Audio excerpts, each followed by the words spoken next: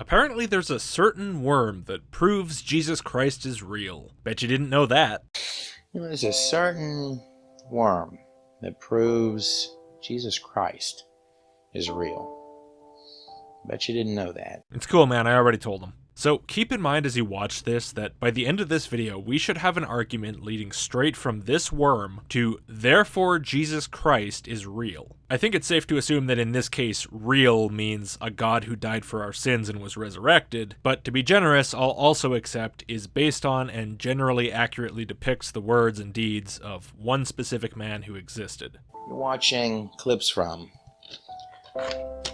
the God Dimension. By the way, audience, Trey Smith is still making videos. Bet you didn't know that either. Speaking of crimson... Whoa! I just noticed your monitor. That thing is nice. Is it curved? I don't think you're just using a fisheye lens. Your other monitor and your microphone don't look bent or anything, so yeah, it might actually be curved, eh? Damn. That's, I gotta admit, Trey, I'm a little jealous, man. That thing must have been expensive. Quite the investment. Well, you know, at least it found a good, loving home where it's well taken care of. If I come to Psalms 22... Hey, Trey, I think you accidentally touched your monitor there, buddy. It looked kinda hard, actually. It was fully audible through the mic, and it even made the whole monitor shake. Psalms... No worries, though. We all make mistakes, that's fine. Just give your beautiful monitor a gentle caress and tell it it's gonna be okay. And go all the way down to... Did you not notice the white flash when you did that just now? I'm sure this is all accidental, but... Verse 6. Jesus makes this strange statement. I am but a worm, and not a man. Oh no. Trey, no. No, please don't tell me you're gonna deliberately poke your monitor through this whole video. I'm not sure my heart can take it. Please, I'll buy it from you, okay? I'll buy it from you. You can get some cheap old CRT that you can poke all day long, okay? Just come on, man. You don't want to do this. Wait a second. Okay, I'll wait while you think about it. Did you get a chance to think about it? Or... The word worm... I can't do this! Wait, back up. Psalms, you said? Jesus said something in Psalms 22? Not only is Psalms not in the New Testament, but it's not even clear who wrote it or whose perspective it's supposed to be from, if it's anyone's at all and not just a poem of despair and begging for help from God generally told in the first person by a fictional protagonist. It's generally attributed to David. I don't know if it's actually by David. Doesn't really matter. It's not Jesus. Now, I know Christians like to think that this vague nonsense foreshadows Jesus, but I'm not in the business of putting on God goggles and hunting around for any symbolism I can somehow convince myself could plausibly be the definitely true intention of the mysterious author. If you hunt hard enough for any symbolism between any two works, you're gonna find it. Which is why that symbol hunting that they make you do in high school English class when you're studying Shakespeare is such a massive waste of time. But it's especially a waste of time when one of the stories that you're comparing was created centuries after the other one that supposedly foreshadowed it by authors who openly leaned on the older story for symbolism. It's kind of pointless to be impressed by symbolism about the newer story in the older story when you already know that the newer story was crafted to match whatever symbolism might have been in the older one by people who we know were familiar with it. Of course the older story will have some things that seem symbolic of the newer one. The newer one was written to at least somewhat match some symbolism from the older one. Point being, I see no reason to think that this is intended as a monologue of Jesus, no matter how much Christians want to believe it is. The word worm, verse 6 there, is this guy here, the Tolar. God, that poking is painful, but at least I have your weird picture here to distract me. Is that even a picture of a real worm? It looks like a strawberry gummy worm that's been sucked on for a while, or maybe just a random piece of glass. Well, I'm not necessarily going to jump to the conclusion that it's a fake picture or a picture of something else entirely. For example, bloodworms can kind of look translucent and shiny, sorta like that, so I guess it's not unheard of for worms to have sorta that kind of appearance, although yours really does look like it's made of glass if I'm being honest. It also seems a little bit odd that it appears to be split neatly about a third of the way along its length. It's kind of hard to tell if that's actually the case though, or if some sand fell on it or something, because the resolution is really bad. So, big mystery, I guess. Anyway, I'll let you finish before I go on. Very specific type of worm, actually indigenous. all throughout Israel. Interesting hand gesture. I didn't know that meant indigenous. So alright, it's a very specific type of worm. Very, very specific. I guess it very specifically looks like this. Specifically like this, and not like anything else, because then it wouldn't be specifically this. It's this red, gooey looking worm that's actually called the crimson worm in our English. I am gonna need psychotherapy after this. They're gonna bring in a doll of the monitor and go, "Can you show me where he poked it?" And I'll just say, "Everywhere!" But it's okay. I'll get through this. It won't be too bad until the nightmares start tonight. So apparently this worm is called the crimson worm. Well, let's talk about the picture first, and then we'll talk about the crimson worm. Cool? So obviously my starting point was to try to find images of a real crimson worm. The problem is, all I actually found were a lot of pictures of stuff that doesn't look much at all like your picture, and a lot of Christian stuff. Now, that's a concern right off the bat. Not because it's Christian, but because when you search for a real animal, usually what you'll find is real information on the animal first, and then eventually you'll happen across the Christian apologetics. But at least one of the images I found here was your glassy looking thing on the sand or rock or whatever. So now I had a version that wasn't just displayed all skewed on your poor abused monitor behind you. So I went to the WordPress blog that image came from, and surprise, it's all about Henry Morris. For anyone who doesn't know, he's basically the granddaddy of modern American creationism. So I took the image off of that page and I ran a reverse image search. And that turned up a bunch of Christian apologetics along with some of those weird random mirror sites, but literally nothing else. That's kind of weird. So alright then, I thought, back to that blog then, cause that has a video. Maybe that'll tell me something more about this. And well, the weird worm image didn't show up there in that video, but a species name did in the caption. Coccus illicis. The scarlet worm, or the crimson worm.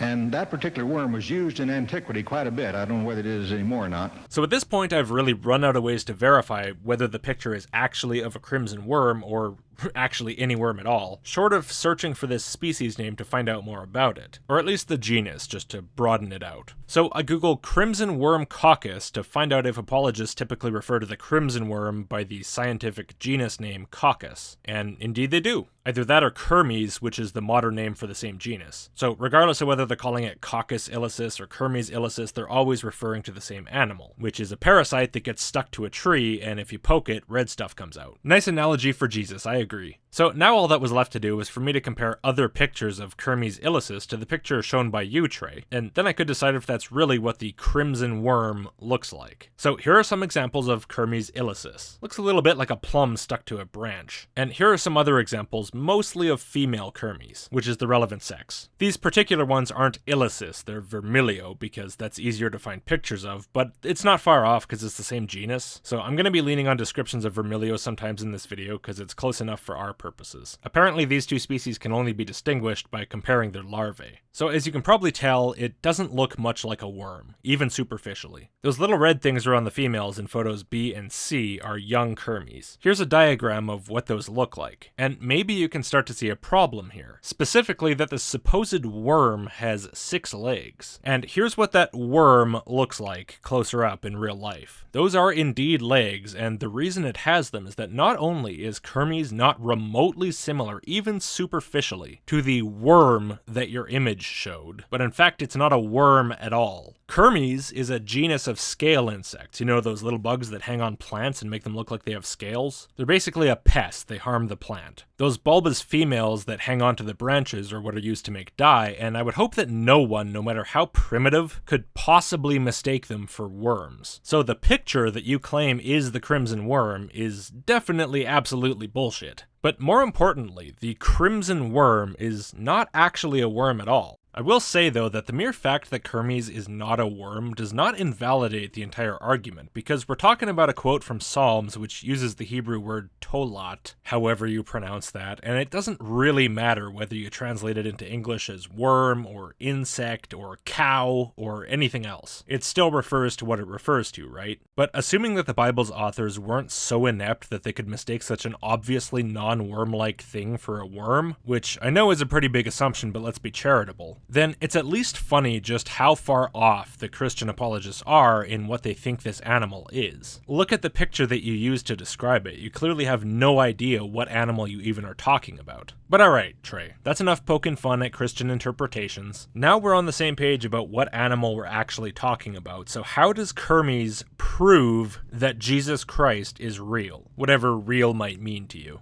He has a very distinct and bright red, blood red dye to him. Him isn't quite right, it's actually the females that are used for dye. Minor nitpick, of course, but interesting, I guess. In fact, more than that, it's one of the dyes, you can see up here, that was used to make the color, the crimson red color, for one of the coverings of the tabernacle, God's inhabitation on earth. I thought God was like extra universal or something, at least until that time he came to earth as Jesus. Now you're telling me he lived in a tent? And coming over to Isaiah 1:1 and the 8, the number of new beginnings, 1, and infinity. Considering the ancient Israelites weren't using modern Arabic numerals, and the modern system of numbering the verses wasn't invented until the 16th century, and also considering that 8 is not exactly a rare or interesting occurrence when you're counting, I really don't see how the similarity of an 8 to the infinity symbol could possibly be relevant to anything. And I should also make clear that 8 and infinity are not the same symbol, they just look kinda similar, so 8 is not infinity, it's 8.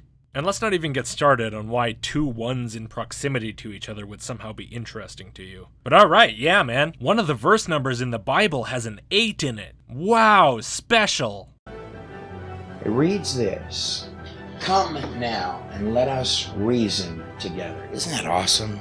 We have a God that would even say that to man. No, not really. Not when the purpose of the chapter is to tell you, be reasonable, you gotta see that you have to mindlessly obey me unless you want me to fuck you up horribly. But if it really did mean what you seem to think it means, which a lot of Christians seem to think it means, then I don't think you're doing a very good job of following the instructions. That crimson-colored covering for God's tabernacle. Now, what that worm does from a technical and just scientific, just what it does, perspective, it will birth its family, its babies, its young. And then what that little worm does after it's given birth to its family is it will begin to crawl up onto a tree. Nope, all of that is wrong. Do you remember what the females look like? Berry-shaped scales stuck on the tree branches? They look like that because in their adult stage, which they reach before they've finished reproducing, the females are legless and immobile. They don't crawl anywhere after they've given birth. And not just because they don't have legs, but also because by the time the 1,000 or so eggs inside of them hatch, they're already dead. That's the spot right there, the crimson spot made by one, at which point the worm will die and its blood will run down and cover its babies. It will keep them alive. And that worm will stay up there for 3 days until the spot turns to white, snowy flake. That was Trey's cut, not mine. I can only assume the last word there was flakes. So, no, the life cycle of Kermes females is not give birth, climb a tree, die, let your blood run down the tree to cover your babies, which are on the tree. No. I've provided a few sources in the description that give some detail on the process if you want to look at them, but basically, the female finds a place on a branch, she attaches herself, covers herself with a scale of secretions and excrement, including a white waxy outer layer. She fills up her brood chamber with eggs over the next 3 weeks or so. Then the female dies, the eggs hatch, and the crawlers, the babies, if you like, stay in the brood chamber for a while, and then they disperse out to repeat the process. So, blood running down the tree doesn't enter into this. As a matter of fact, red stuff of any sort running down the tree would be very negative for these insects because the red dye that you mentioned is contained within the female's body itself, along with her eggs, and it's extracted by crushing her. And that's not something the female would cause deliberately. Now, it's possible that a tree could be stained red in places where the insects are picked by humans for dye or eaten by birds or other animals, similar to this video of another red red-dye insect, cochineal, being picked. But aside from that case where the insects are destroyed on the branch, this appears to be a complete fabrication. And no, the females do not only stay in their place on the tree for 3 days, but for several weeks at least while they're still alive and producing their eggs, and potentially for a year or more after they're dead. So literally every word of what you just said was wrong, other than maybe that they go on trees. It's almost like you're describing a totally different organism. Or more likely, you're just parroting a Christian myth that was either deliberately made up to sound like good symbolism, or loosely based on reality but then highly mythologized through a prolonged game of telephone, which ironically does sound pretty comparable to Jesus. Give it another couple thousand years and maybe this bug will be the fourth aspect of God. Watch what's said next. Though your sins be as scarlet, they shall be white as snow. That metaphor sounds more like it's based on a bloody sheep to me. Maybe a sacrifice. Especially if you consider that it goes on to say, though they be red like crimson, they shall be as wool. Do you really think it's more likely referring to this? Not that it matters either way, but we'll talk about that little problem later. To a white, snowy, flaky like substance after 3 days. And flake off and away. I haven't managed to find anything that would indicate that the waxy outer covering of the Kermes brood chamber flakes off independently and falls like snow prior to the female falling off the tree. But if it does, it certainly does not happen just 3 days after the female becomes sessile on the branch, because that would not provide enough time even for most of the eggs to be produced, let alone for the crawlers to hatch and emerge. Though they be red like crimson. There's the spot on the tree right there. Oh my god, that was a sweeping drag poke followed by an ultra mega poke. You're going Super Saiyan on that poor thing. Anyway, there's no indication of females excreting red stuff all over the trees they inhabit, even after death. Here's an example of some post-reproductive dead females on a branch, and there's no sign of any red stains or drips in sight. It's possible that once the female falls off the tree or is removed, the area directly underneath her where she's holding on might be red, like in this picture. But aside from that, they're clearly not in the habit of splashing red all over the tree when they're left alone. It wouldn't even make sense for this to happen after they're dead, because if the crawlers stay in the brood chamber for a while after hatching, then any nutritious liquids in that brood chamber would likely go to feeding them, and when they finally come out of the brood chamber, there's not going to be much left to come out of the mother. You know the sad thing about this, though? Even Henry Morris, seemingly the originator of this argument, was way closer to an accurate representation of Kermes reproduction than you are. Now, I don't know much about worms or bugs or anything like that. That's not my field, but I read this in an encyclopedia. If I read it right, this is something what it says. When the mother worm is ready to give birth to the baby worms, it would be the moth, I guess, going to give birth to the baby worms, mother finds herself a post of wood or a tree, a stick somewhere, and she plants her body in the wood so firmly she can never leave it anymore. And then the young are brought forth, and the mother dies. Not perfect, mind you, but a holy fuck lot closer than you got, Trey. They shall be white as wool. Looks more like a powdered jelly donut, to be honest. That worm is up there. 3 days. Nope. Back over to Psalms, where we find that as the 6th passage. I am a worm and no man. The first, and this is in Psalms 22. Just like in Revelation, you've got 22 chapters. Again, I'm not sure of the relevance. A relatively small number like 22 is repeated, okay? Does Psalms 22 even have any direct link to the book of Revelation outside of your own head that makes this comparison important? Don't think so. The last. The last what? You randomly cut that off before you made a point or explained what that's even supposed to mean. This is the first, just the first sentence. A little sentence right there. For the first period in the book of Genesis. I have divided it up into 3 parts. 3 little part guys, right? Great. Why didn't you divide it into 4 parts? Or 2 parts? Or even 1 part? Why should I care about your arbitrary divisions of sentences? You're not about to tell me, so I guess I just won't. But it's weird that you just kind of say things. Jesus' first word in your Bible is first recorded words. Mother, you must have known I was about my Father's business. His last words on the cross were, it is finished. Oh, wow. Did he also say, "Mother, you must have known you would build a globular brood chamber of your own secretions to birth me and my hundreds of broodmates"? Because if not, what the fuck does this have to do with anything you've said so far? Link it back to the worm, man. And if we count up the number of words, Hebrew words, in this sentence, and remember, we read from right to left. There's 1, 2, 3, 4, 5, 6, oh my goodness, 7 words make the first sentence, which I think is going to tell you everything in the book of Genesis, the beginning. That doesn't tell me anything at all. A lot of sentences have 7 words. Anyone can make a 7-word sentence. Very often people do it by accident. My last 3 sentences are good examples. It must matter if there were 3 sentences with exactly 7 words each. What makes you think this is relevant? Okay, that's his video. So, audience, what did I ask you to remember? Well, most important was that this worm was supposed to prove Jesus was real. We could interpret that as that it disproves the mythicist position that there was no historical Jesus, or that it disproves the idea that Jesus was not the supernatural being believed in by Christianity. Either way is fine. So did it do either of those? Well, clearly not, because that worm is nothing like what Trey described. But let's give everything to Trey and say the bug exactly matches his hideously inaccurate description, right down to that it bleeds down on the tree onto its young, that white powder flakes fall off of it like snow after 3 days. If all of it were true, would that prove Jesus in any way?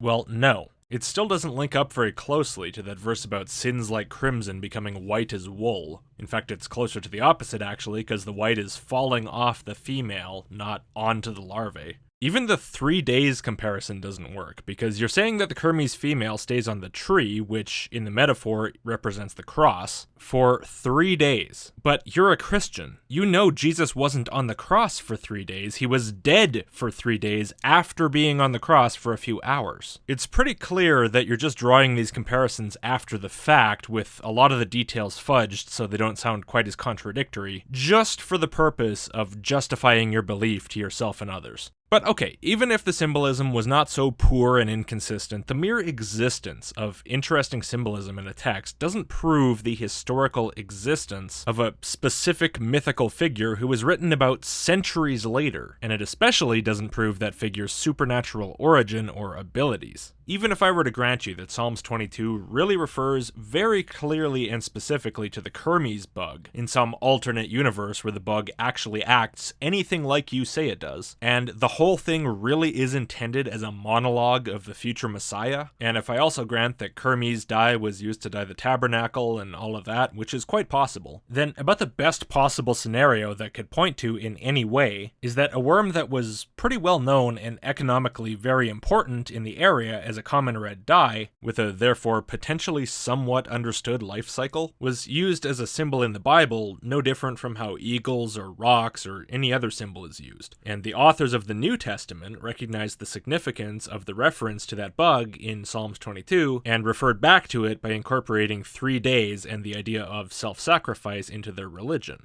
Now, of course, there's no evidence of that, and it's not even that plausible. In fact, I would say everything I've just said is downright implausible, regardless of what the bug does or doesn't do. But it's at least a lot more plausible than declaring that the mere existence of a bug with an interesting reproductive strategy is proof of Jesus!